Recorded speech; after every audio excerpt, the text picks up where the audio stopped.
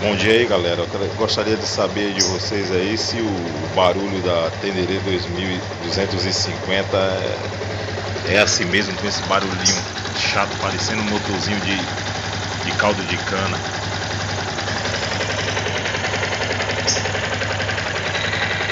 Uma moto zero, não tem nenhum mês de comprada com esse barulhinho. Eu tinha uma Cross 150, não tinha isso. Agora essa aí, um barulhinho terrível.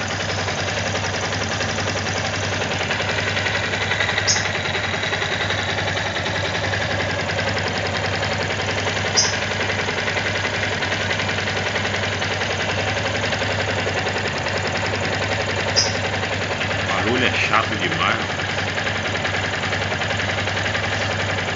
Vocês aí que tem a Tenere aí há muito tempo aí, o que é que vocês me dizem? Estou ainda para fazer 1000 quilômetros aí para levar para revisão aí, estou com 690 quilômetros rodados e queria até levar antes, mas vou deixar fechar os 1000 aí para levar aí para Yamaha aí para ver o que eles me dizem, se é normal ou não é, porque é complicado, viu? É complicado. Eu sei que todo mundo diz que o motor é confiável e tudo, mas essas batidinhas, esse barulhinho chato, eu não sou mecânico, mas aparenta